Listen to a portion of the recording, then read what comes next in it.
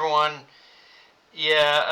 Sorry I kind of went dark on everyone a bit there. I had some personal stuff to take care of, so I ended up having to skip a week pretty much. But in order to make up for it, I'm going to actually do I'm going to do two reviews, one today and one tomorrow. So yeah, but just getting into it though. Yeah, let's talk Sakamoto Days Chapter 6, because this chapter definitely upped the stakes for the series going forward by quite a bit, as the introduction of Sakamoto's old colleague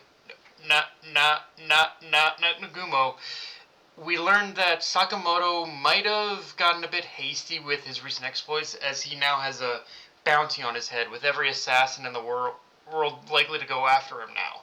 And one thing I do like about this setup is the introduction of Nagumo himself, and how, although he's an ally or just kind of an observer, I guess, it really gives us a benchmark for, like, just Nagumo himself gives us a benchmark for the kind of opponents we'll likely to be dealing with in the future, as on top of having deadly skills as an assassin, the one thing to take note of Nagumo is he was also able to shield himself from Shin's mind reading.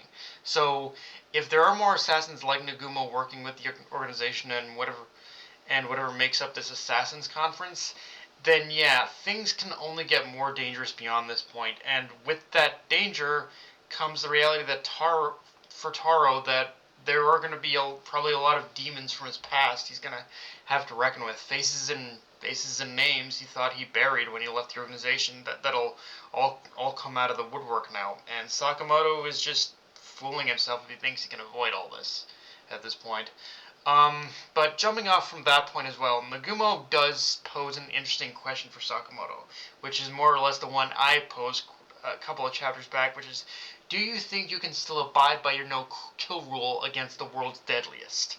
Which, again, is one of those little breadcrumbs that really does make me think that even if Sakamoto still manages to abide by his no-kill code for a majority of the series, there's still going to be that one moment, that one inciting incident where he will have to break that rule, because Sakamoto asked Nagumo straight up who would benefit from his death, which it also puts in perspective that whoever's behind putting this,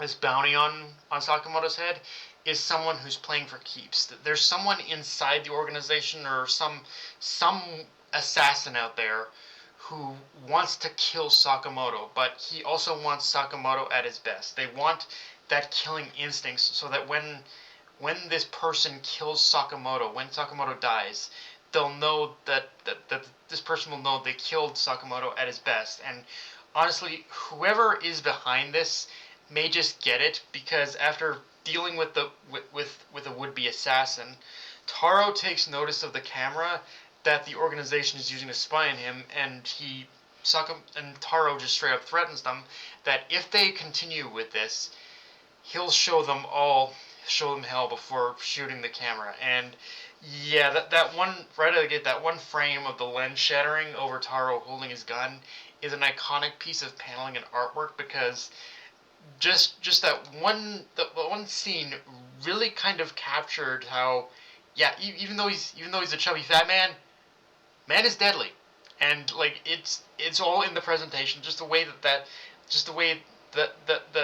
the panel was drawn, the way the glass shards were arranged in,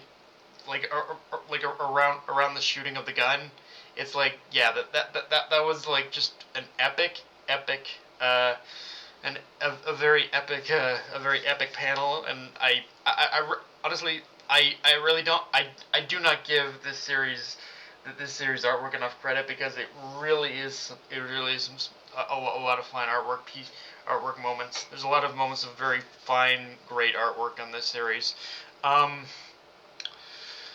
And yeah, the ending of the chapter as far as the ending of the chapter goes, it ends with the most hilarious bit of comedic timing on the planet ever, as Taro tells as Shin, based in the aftermath of killing that assassin, Shin basically wonders aloud, okay, so what are we supposed to do? What's the next step? What are we gonna do? And Taro says, from now on, we just pretty much have to lay as low as possible. And right immediately after that, it cuts to Aoi and Hana telling Sakamoto and Shin they're going to the amusement park because apparently Taro promised they would. Like, man needs to lay low, and he forgot he promised his daughter and wife that they were going to an amusement park. Oh the shenanigans that can only ensue from this. Like, Jesus fucking Christ. Like, Taro is like Taro, my man.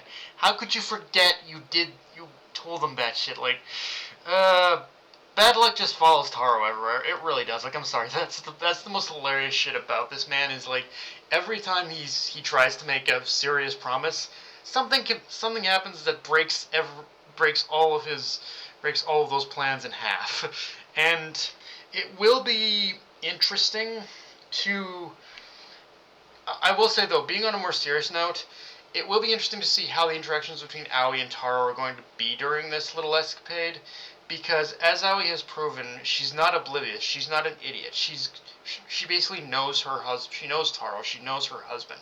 She's gonna recognize something is off with him, and at that point, it'll be up to Taro to decide just how much he wants to tell her about the current situation. So yeah, it's gonna be interesting to see how this little escapade in general to the amusement park goes. But yeah, guys, that's pretty much all I got for this review. If you enjoyed the video, like, comment, subscribe, follow me on Twitter, and on this commercial, be sure to notification bell, the subscribe button, and just share the video around, guys. Dark Knight Ray, signing off. Later, everyone.